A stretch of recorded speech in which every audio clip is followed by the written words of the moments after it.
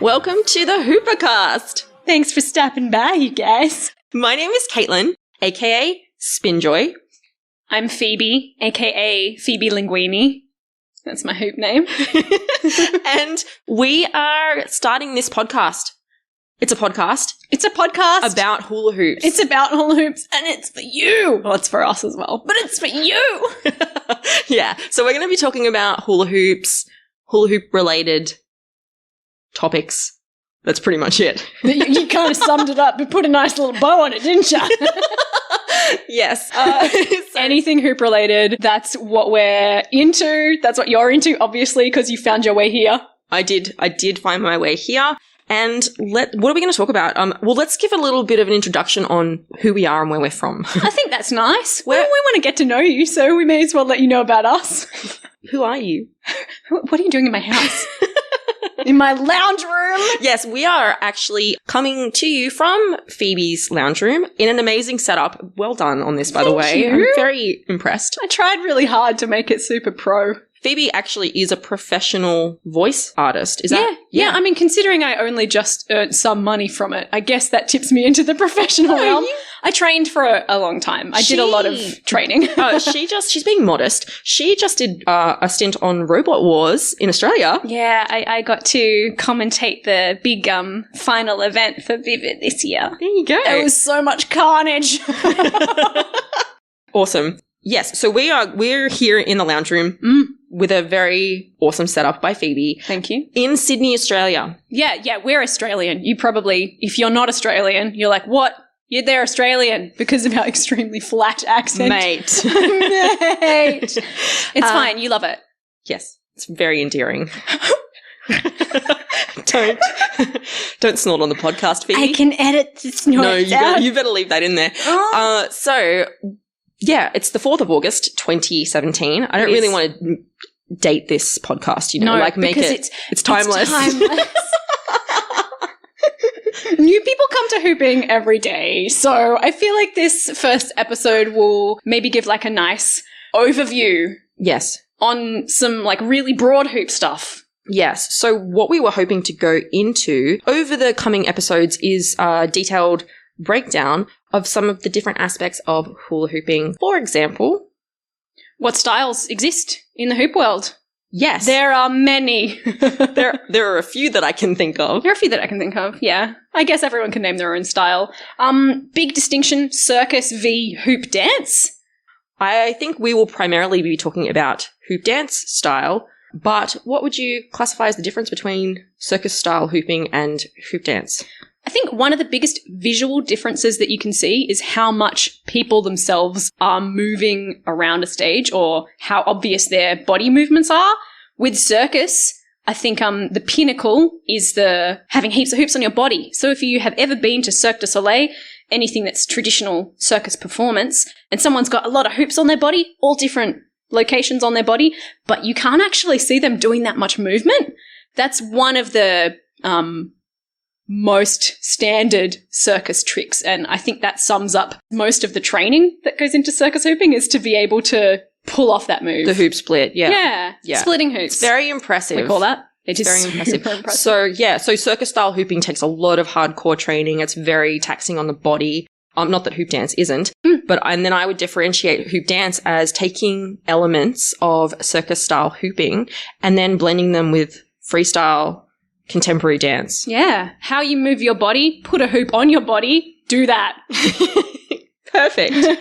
And chuck some tricks in there. Yeah, choose your own adventure. Get inspired. That's lovely. Yeah. That's what I like to do. I'm not going to go too much into this particular next thought because there's so much we could say on every single style. But I think there's more room for extrapolation and more room for it to be constantly developing with hoop dance or contemporary hoop dance. Circus hooping, it's a tradition and it's got its moves that you want to accomplish. Obviously, people are doing amazing shit with circus hooping as well, but I think hoop dance, people are being really creative and they're just finding new moves from accident or intention. There's a lot of stuff new that happens all the time. Yes. It's hard to keep up with. It is hard to keep up with. We're going to do our best. We're going to try. And if we miss stuff, if we're not talking about stuff that you want to hear about, or you've created something wild and unique, tell us. email us. Yeah. We'll get an email. We want to know. We want to know. So I would like to talk about some of the subgenres within hoop dance that we know about. Yeah, nice. Starting with my favorite. Tell me, hit me, Caitlyn. Body rocking. Yeah.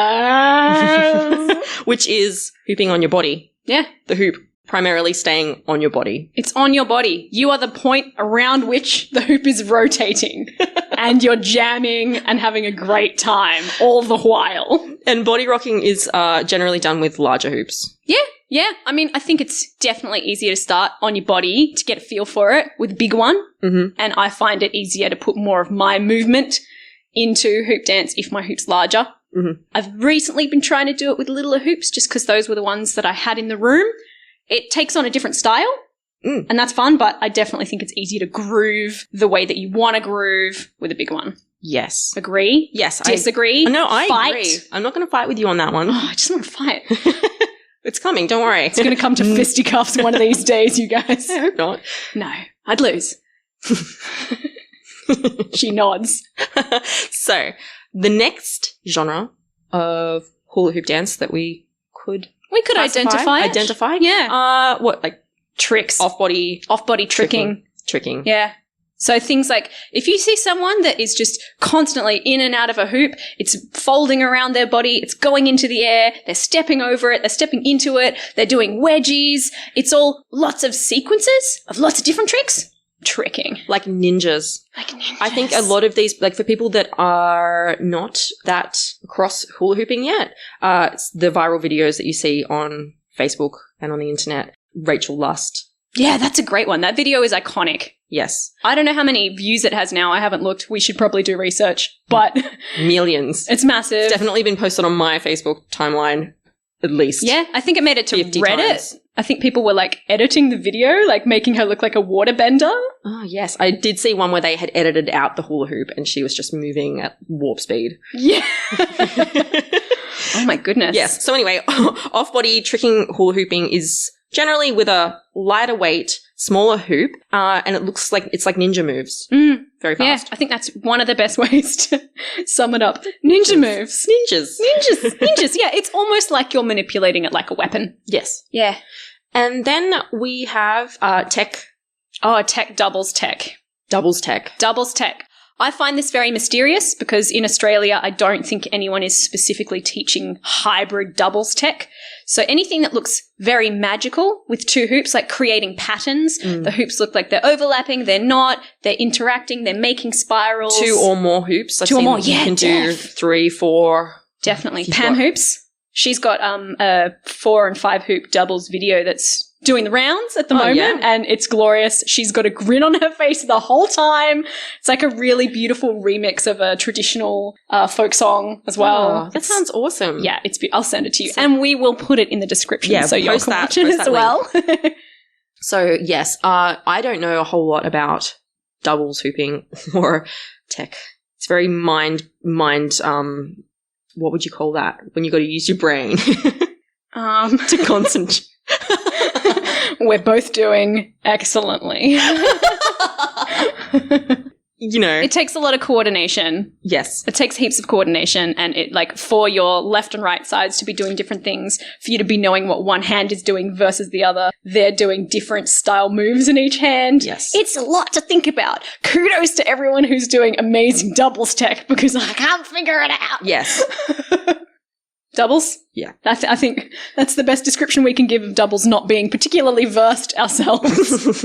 We'll get an expert in when we go into doubles in a later episode. Someone that can give... We could do interviews. Oh, yeah, we're going to be doing some interviews, definitely. Yeah, interviews. But before we get into that, the last of the... Did you have another one? Okay, go. I had mini hooping. Yeah, true.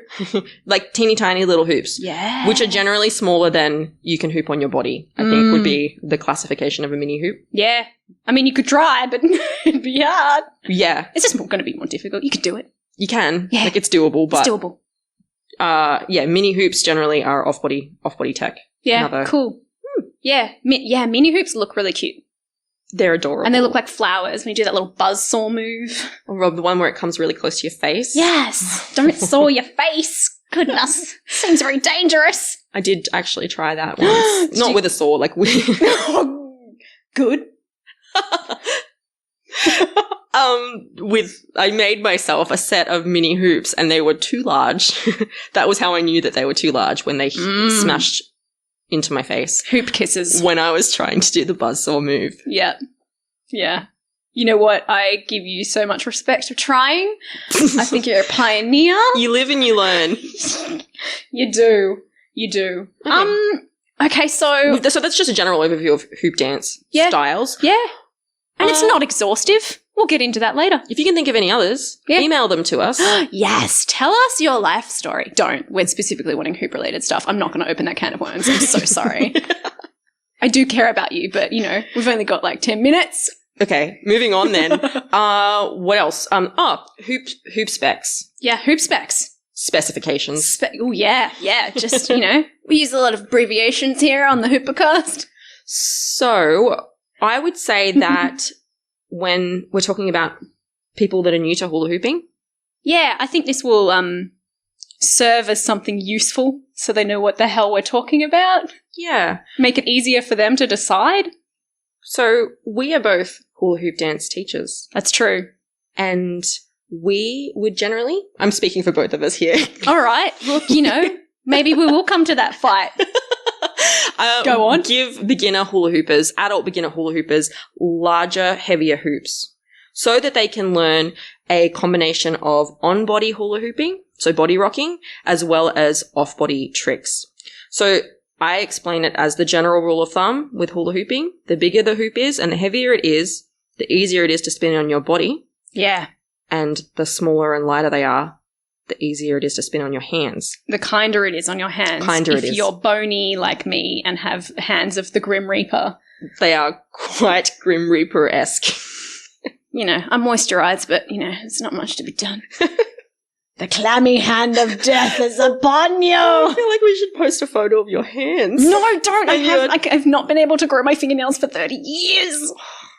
Okay, sore point. Back to the hoop specs. So, yeah, definitely agree. Larger hoops, because they have more weight, because they have more inertia in themselves. When you're spinning them on your body, it's going to be easier to keep it up. It's going to rotate slower. The gap between your body and the hoop is going to remain open for longer. So if you're learning moves that you've got to put your hands in the gap, if you're using a larger hoop, you're giving yourself a bigger opening as well. Yes. And most people that do learn, or most adults that go to try to learn to hula hoop dance will go and pick up a hula hoop from a regular $2 store or a general, you know, junk shop and get one of the kids' hoops, and it's not going to work. You're going to be real dejected. They're kids' toys. I'm so sorry if that's happened to you and that was your experience. Try again. Use a bigger hoop. I promise you, it'll be better. You'll have a better time. It happens to most people that are learning to hula hoop. Yeah. They'll start with a kid-size hoop and go, I can't do this, when you need to have gone to a specialty dance hoop store. You got to get the right stuff. Yeah. So on the subject of hoop accessibility, Caitlyn brought this up the other day and I thought that is something I never thought about, but it is completely true. What you have access to is going to influence the way you learn, what you can do when you learn, and how you approach different tricks if you continue trying to learn those tricks. And there's a number of things that are going to influence what you can get. Geography, a big one. Sometimes you'll be in a country where a particular type of pipe is just not available to you without someone organising to, like, distribute in bulk, and I don't think anyone's really going to do that with stuff. Oh, well, I know that in Australia we have limited access to certain types of tubing, and anything that we want to be able to use, we either have to get imported from the States or we have to manufacture. Yes. So, yeah, a lot of the hula hoops available down in Australia are the heavier weight dance hoops. Yeah. Over Polypro. Yes, and that I think is a reason why people from overseas might look at Australian hoopers, videos of Australian hoopers, and think, oh, they've got a lot of on-body going on. This is really interesting. I'm enjoying the groove. I know you had someone contact you with that remark. They're like, oh, it's kind of a different style. Yes. So what you have access to is possibly going to have a big influence on what your hooping looks like. Yes, and I also think like physical environment plays a huge factor in the development of your hoop style. For example, I know some people practice very heavily in very tight spaces, like in their lounge rooms. And that's going to massively impact the size of the hula hoop that you can physically spin around your body, and also the tricks that you can do. Yeah. I personally hoop often now these days by the water, and so it's drastically over months of doing it has impacted the tricks that I attempt because I don't want to go swimming every day. Yeah. So in some ways that outdoors would limit you in that you're next to the water. You might not do tricks that are likely to send your hoop aloft into the sea, but in an opposite way, you have got all of the ceiling height of the atmosphere. So for me, in this little apartment with my beveled ceilings that are fairly low, I am not going to work that hard on my pizza tosses, things that require a lot of vertical height. I'm a little bit bummed at myself that I haven't worked on getting those crisp with a lot of height because I think that just makes them so dramatic. That's something I'd love to get better at, and landing them and having my pizza tosses go above my head and then land really nicely on my body. I'm not working on those with the height because I just don't have the availability because I'm inside and also because I have social anxiety. So I'm not going to go into the park and hoop as often as that's another thing. Hooping in public in front of people, like a lot of people do like to do it in their backyards or in private. Hooping in big groups, the people that you're around and the influence of the your social circle. Yeah. What are the cool kids doing? What the cool kids are doing? I know Are that. we cool kids? Yeah. Oh, thank God. I don't know if that's fact.